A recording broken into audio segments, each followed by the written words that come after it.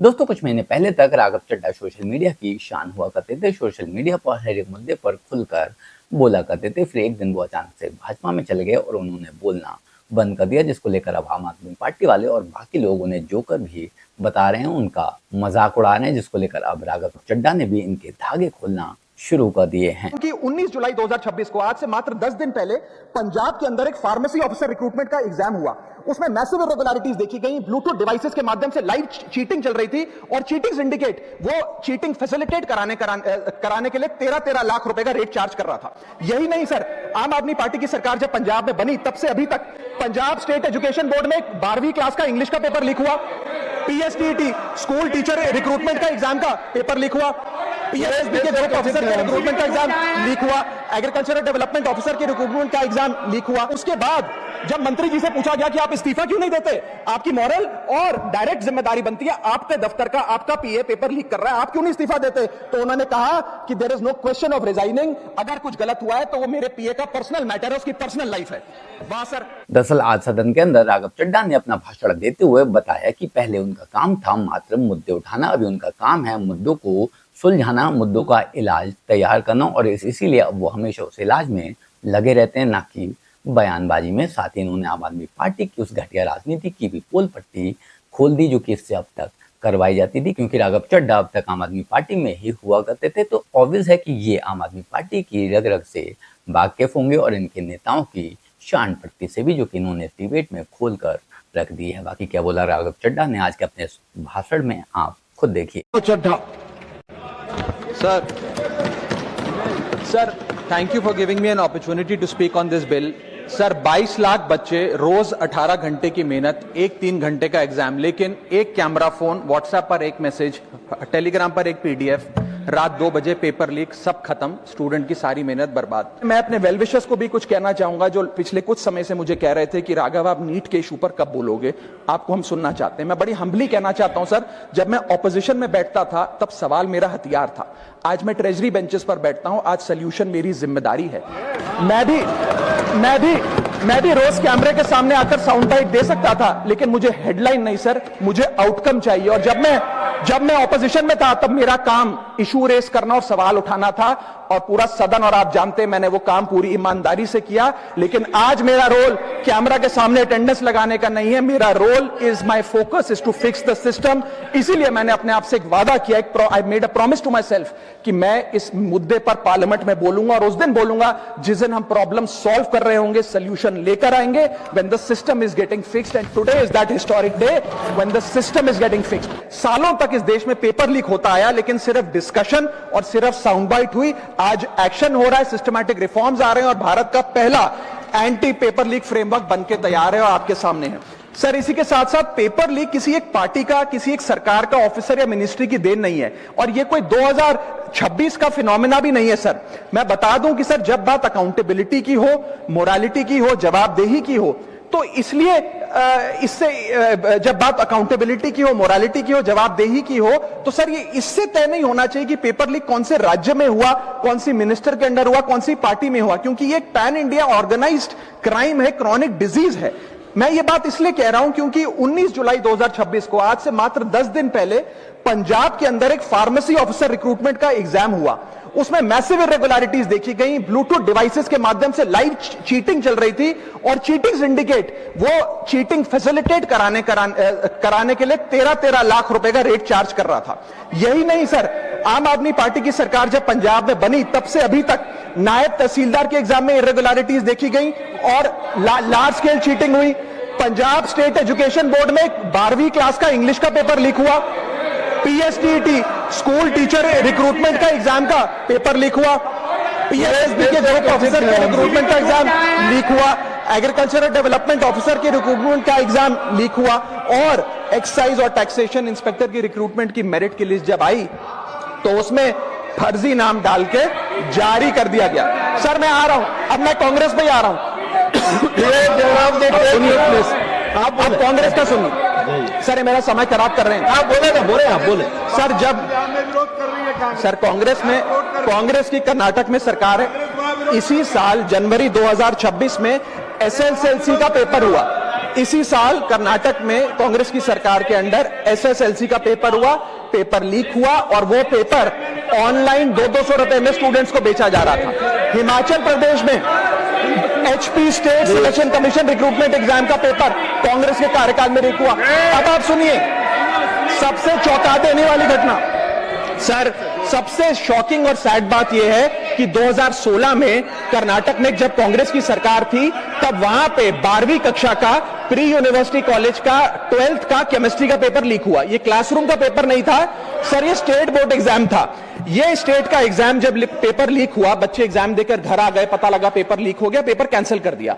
20 दिन बाद री एग्जाम कराया गया, री एग्जाम का पेपर भी लीक हो गया और उसके बाद रात को 3:30 बजे वो पेपर व्हाट्सएप पे घूम रहा था, री एग्जाम को भी कैंसिल करना पड़ा। इसके बाद जब जांच हुई, स्टेट सीआईडी ने जांच करी तो 3 लोगों को अरेस्ट किया, जिसमें कर्नाटक सरकार के मेडिकल एजुकेशन मिनिस्टर डॉक्टर शरण पाटिल का पीए खुद शामिल था। पीए 10-10 लाख रुपए लेकर पेपर लीक कर रहा था। उसके बाद जब मंत्री जी से पूछा गया कि आप इस्तीफा क्यों नहीं देते, आपकी मॉरल और डायरेक्ट जिम्मेदारी बनती है, आपके दफ्तर का आपका पीए पेपर लीक कर रहा है, आप क्यों नहीं इस्तीफा देते? तो उन्होंने कहा कि there is no question of resigning, अगर कुछ गलत हुआ है तो वो मेरे पीए का पर्सनल मैटर है, उसकी पर्सनल लाइफ है। वहां सर ऑफिस गवर्नमेंट का, डेजिग्नेशन गवर्नमेंट की, एक्सेस गवर्नमेंट का, बट अरेस्ट की बात आई तो पर्सनल लाइफ का मैटर है। और आयरनी देखिए, आज 2026 में कर्नाटक में फिर कांग्रेस की सरकार है और डॉक्टर शरण पाटिल फिर मंत्री हैं और उसी विभाग के मंत्री हैं, मेडिकल एजुकेशन विभाग के मंत्री। ये है standard of accountability sir.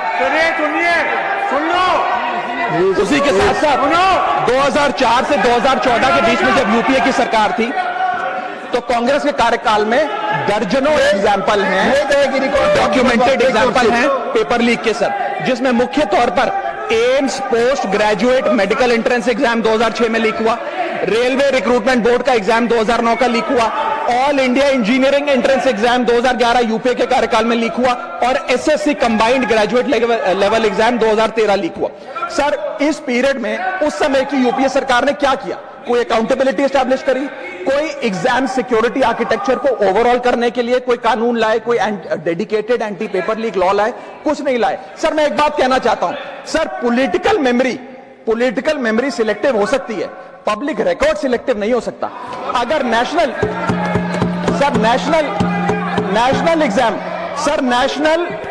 Exam का पेपर लीक अगर नेशनल क्राइसिस है, जो कि है, तो सर ऑपोजिशन रूल्ड स्टेट का पेपर लीक एक लोकल इंसिडेंट कैसे हो सकता है?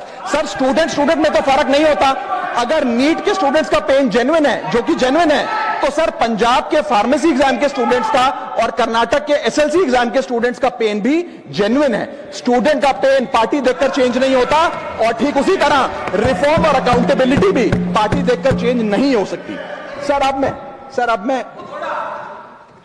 अब स्टूडेंट्स के बारे में कुछ कहना चाहता हूं सर।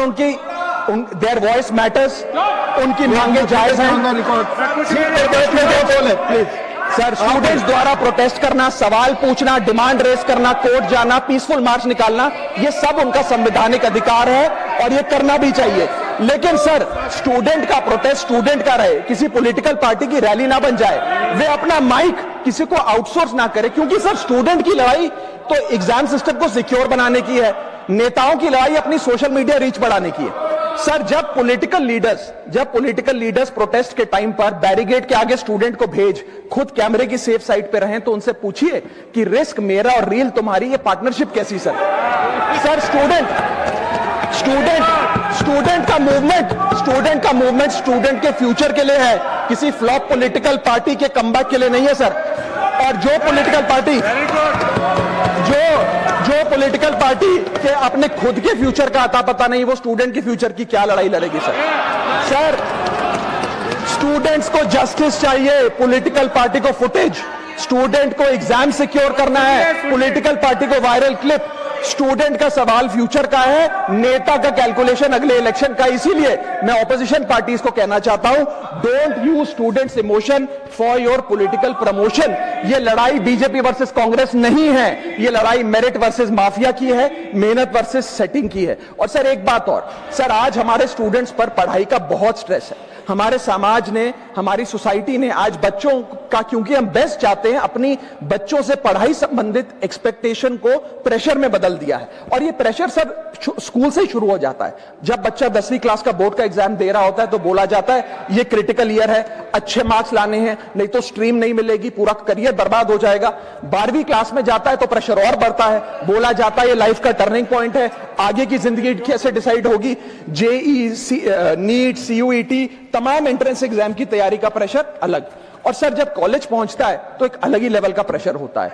उसको बोला जाता है सीजीपीए ठीक रखो वरना प्लेसमेंट नहीं मिलेगी। ये पूरी लाइफ का सवाल है, करियर का सवाल है। हर स्टेज पर प्रेशर का सिलेबस बढ़ता जाता है, बढ़ता जाता है, बढ़ता जाता है। और ओवरऑल सर इंडिया में कंपटीशन बहुत फास्ट स्पीड पे बढ़ रहा है, लेकिन उसी के साथ साथ कंपैरिजन भी बहुत फास्ट स्पीड पे बढ़ रहा है। सबसे पहले जब बच्चा स्कूल जाता है तो अपने स्कूलमेट्स, क्लासमेट से कंपैरिजन होता है। कोचिंग सेंटर जाता है तो वहां कोचिंग सेंटर के स्टूडेंट से कंपैरिजन होता है। ऑल इंडिया रैंकर से कंपैरिजन होता है। घर आता है तो पड़ोसी और रिश्तेदारों के बच्चों से कंपैरिजन होता है। ये कंपैरिजन मोटिवेशन नहीं सर, प्रेशर और स्ट्रेस में बदलता जा रहा है। सर जैसे 3 इडियट्स पिक्चर में कहा था ना, काबिल बनो, कामयाबी झक मारकर पीछे आएगी, ठीक उसी तरह समाज को, हम सबको, अगर कोई स्टूडेंट चिंतित दिखे, स्ट्रेस में दिखे, उसे कहना चाहिए कि एग्जाम इंपॉर्टेंट है लेकिन तुम एग्जाम से ज्यादा इंपॉर्टेंट हो। और ये वो चीजें हैं जो असल में स्टूडेंट्स की दिक्कत हैं, जो असल में सोसाइटी की दिक्कत है, क्योंकि सोसाइटी ने ही स्टूडेंट्स पर प्रेशर मार रखा है, घर वालों ने ही स्टूडेंट्स को प्रेशर में रखा हुआ। और जब वो ये प्रेशर नहीं झेल पाते तो टूट जाते हैं और कोई भी अनचाहा कदम उठा लेते हैं। इसलिए जरूरी है पहले हम लोग अपने आप में बदलाव लाएं। घर वाले अपने बच्चों को सिर्फ स्टूडेंट की नज़र से ना देखें, उसे इंसान समझें, उसकी भावनाओं को समझें। और अगर नंबर कम भी रह जाएं तो उसको जलील ना करें, उसे छोटा ना दिखाएं, उसे गंदा ना बोलें। शायद इससे उनके अंदर मोटिवेशन जरूर आएगा और वो एक काबिल इंजीनियर बने या ना बने, काबिल डॉक्टर बने या ना बने, लेकिन एक अच्छा इंसान जरूर बनेंगे और यही समाज के लिए मायने रखता है। बाकी आप लोग इस बारे में क्या सोचते हैं कमेंट कर जरूर बताएं। जल्द मिलते हैं किसी नए वीडियो में नए टॉपिक के साथ। तब तक गुड बाय, नमस्कार, जय हिंद।